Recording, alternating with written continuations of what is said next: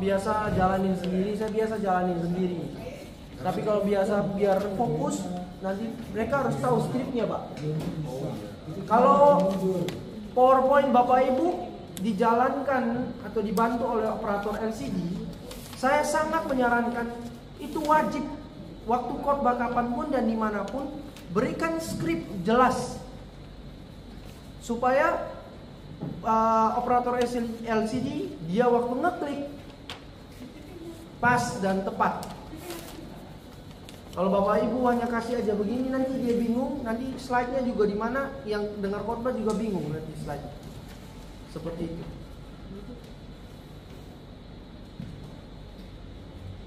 Saya usul satu lagi boleh, yang terakhir. Biar kita menikmati firman Tuhan dari awal sampai akhir. Bapak Ibu 1-2 hari sebelumnya itu saya harap khotbah sudah selesai dibuat. Dan juga itu bagian untuk kita menghafal, kita menguasai 1-2 hari minimal. Dan juga file itu sudah dikirim ke grup untuk operator LCD mempelajari itu. Karena ini bukan satu orang yang khotbah, banyak orang yang khotbah. Terima kasih, Tuhan memberkati. Kalau bicara itu bukan saja seperti asal bicara, tapi seperti nyanyi. Happy birthday to you, happy birthday to you. Itu suara dari leher. Happy birthday to you, happy birthday, itu dari hidung. Happy birthday to you, happy birthday to you. Coba, ada dengar enggak saya tarik nafas? Enggak ada. Coba perhatikan Rosa kalau nyanyi. Enggak baik. Ada teknik tertentu. Maka khotbah juga ada teknik tertentu. Makanya ada orang khotbah, kok dia masih banter ya? 6 kali khotbah masih aman. Karena dia ada teknik. Kepada pendengar. Kalau mengajar, bisa saja murid-murid itu belajar dan baca sampai detail. Kemudian kita juga ngajar, ada dosen yang ngajarkan tinggal duduk, dia taruh buku, dia baca aja, tulis. Itu ngajar. Oleh karena itu, hindari teks yang banyak di slide LCD.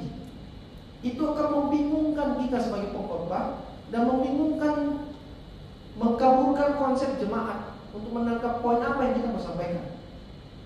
Saya sarankan untuk sebisa mungkin meringkas dengan enak untuk waktu setiap audiens melihat atau cuma melihat sudah tahu, wah ini maksudnya apa. Kemudian bisa juga membuat penasaran setiap audiens untuk melihat, oh ini gambarnya aneh. Saya pernah punya gambar yang saya tampilkan itu gambar kelinci dan bebek. Dilihat dari segi manapun ada kelinci, ada bebek. Nah saya bilang kepada jemaat, siapa yang melihat itu kelinci? Mereka bilang kami. Siapa yang melihat itu bebek? Kami. Yang mana ini, bebek atau kelinci? Nah itu kan ajak secara sepintas untuk jemaat lihat. Tapi Wittgenstein, salah satu teolog, dia mengatakan kita ini melihat setiap masalah dan juga melihat Allah itu harus dengan kacamata firman Tuhan. Nah menarik kan dari gambar seperti itu dibanding dengan banyak sekali tulisan di slide LCD. Kemudian saya pikir ini jangan menjadi kelas yang terakhir.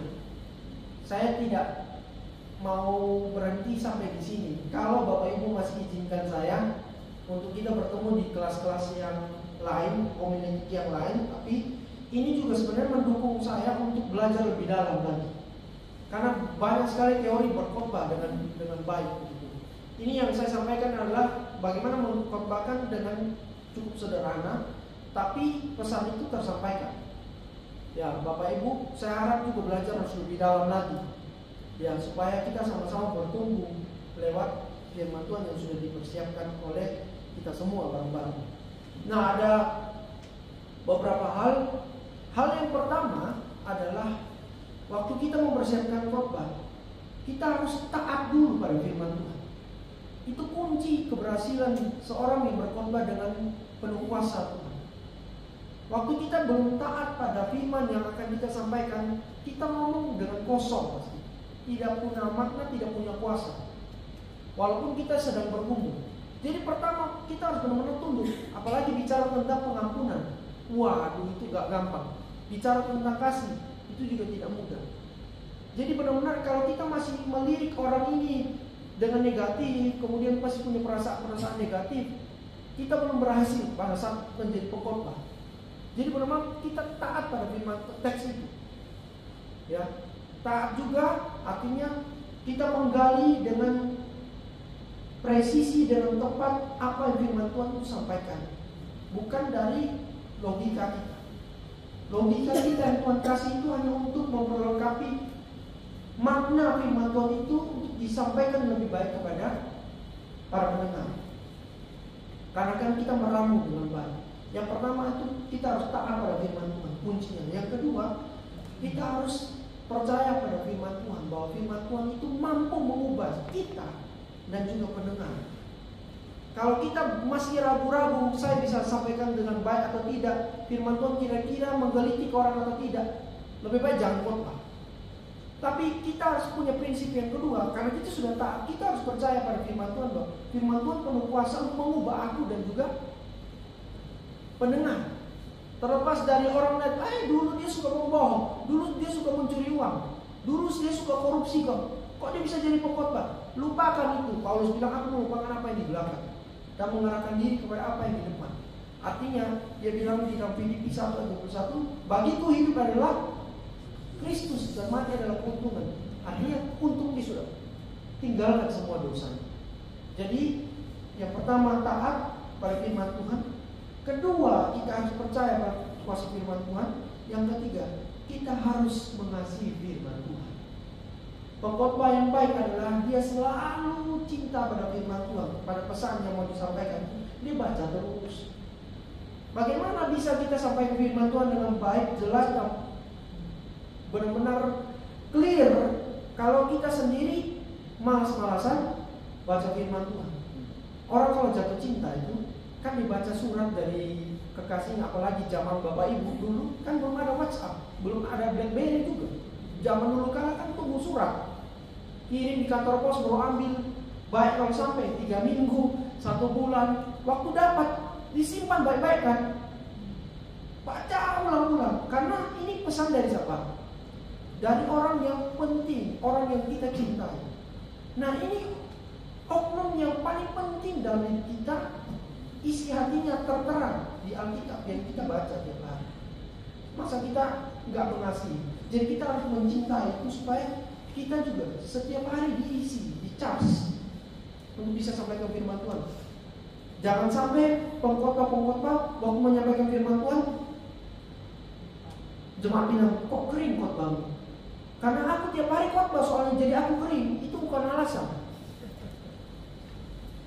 Itu bukan alasan bagi siapapun, bahkan termasuk saya.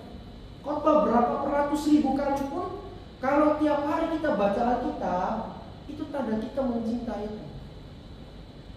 Bapak Ibu akan tanpa teks khotbah dengan begitu bagus, tanpa teknik apapun bisa melahirkan teknik yang baru. Kalau tiap hari renungkan Alkitab. Yang terakhir, khotbah yang sangat punya otoritas tinggi itu adalah menyampaikan karya Kristus di kayu salib. Karena itu adalah karya yang teragung, termulia, tertinggi, dan tidak pernah didapat atau dimiliki oleh siapapun selain Kristus.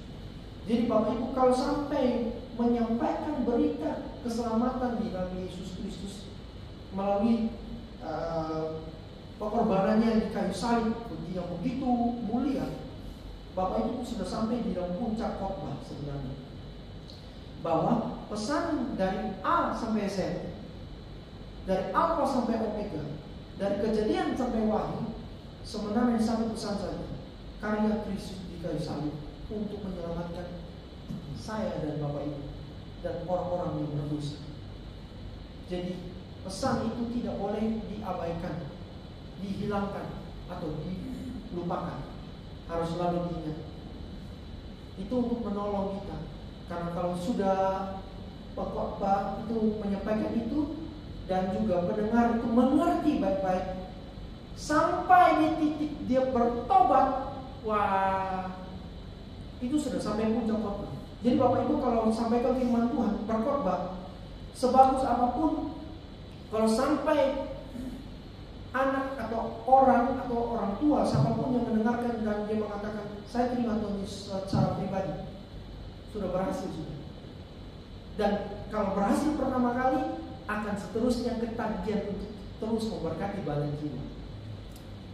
Jangan hari ini, tapi terus menerus, besok dan seterusnya, sampai selama-lamanya, sampai kita tutup mata dan Tuhan melihat dan Tuhan mengatakan, hai hambaku yang baik dan setia, engkau sudah sampai di garis akhir dengan sangat baik.